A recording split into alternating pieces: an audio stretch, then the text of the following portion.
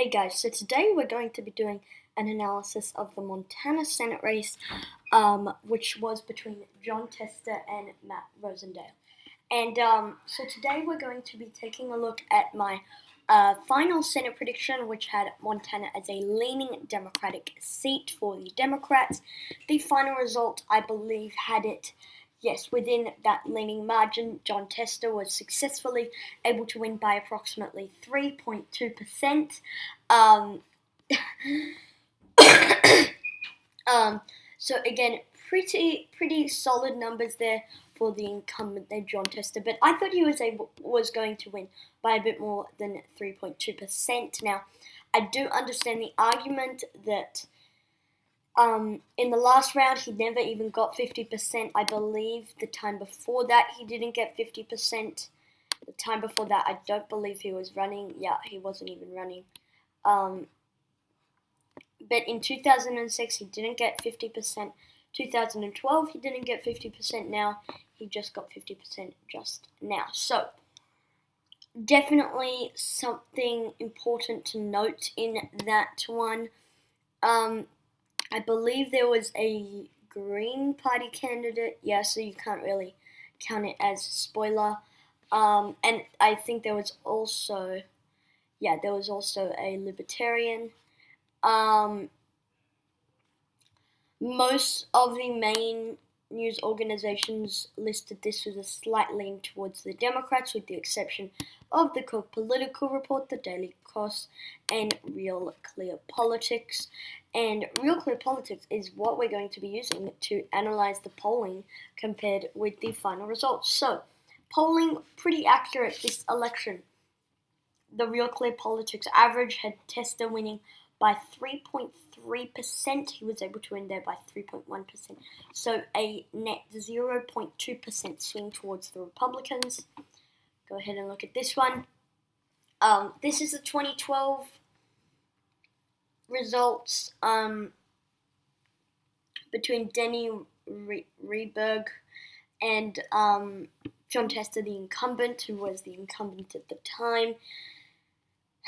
The Republican there was up by 0.4% in the RCP average.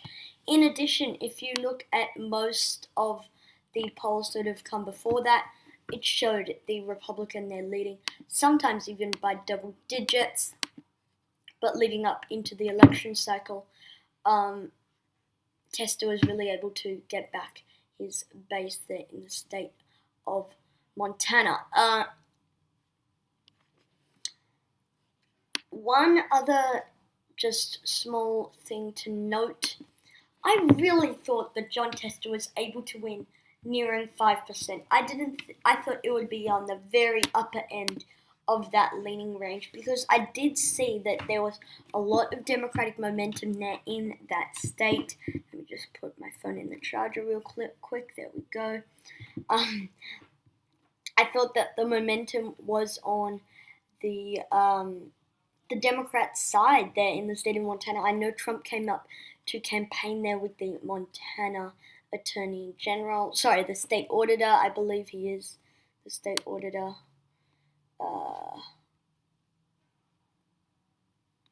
State auditor.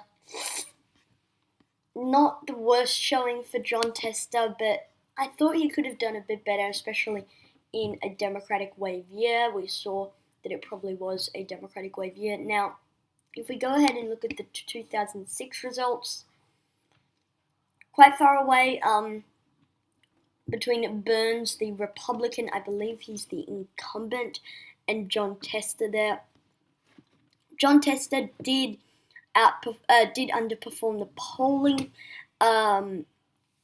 It showed that Jon Tester there, the Democrat, was going to win by 3%. He wound up winning by 0.9%, almost 1% there in the state of Montana. So yeah, in the beginning, it was pretty much going to be a Republican victory. But if you look at the Republican number, the very first poll that was taken, 50%, final average 45%, he wound up getting 48%. So really kind of stayed the same. And then for John Tester, he climbed up from 26, 38, 36, 45, 46, 46, 44, 48, 48, 45. So kind of in this upper 40s range. And then he spiked up to 50 and kind of kept that going in that like lower 50s range and into the home stretch.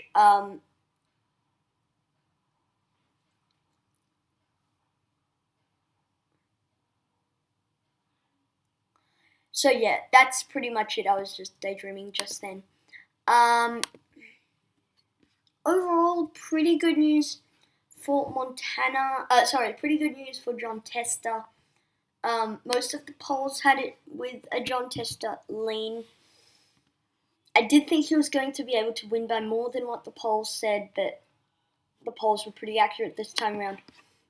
I'll be honest, in my final Senate prediction, I put it in the leaning column, but I had a gut feeling that John Tester would win in the likely column. I put it in the leaning column because I thought that, well, the polls are kind of have been accurate before in the state, so they're probably going to be accurate again. I mean, if 2016 taught us anything, that's the wrong theory. But yeah, overall, pretty good news for John Tester, the incumbent, but I thought he could have done much better, with all sincere honesty. So that's it for today's video. Thank you guys for watching this video. Comment down suggestions below, and I'll see you all in the next one.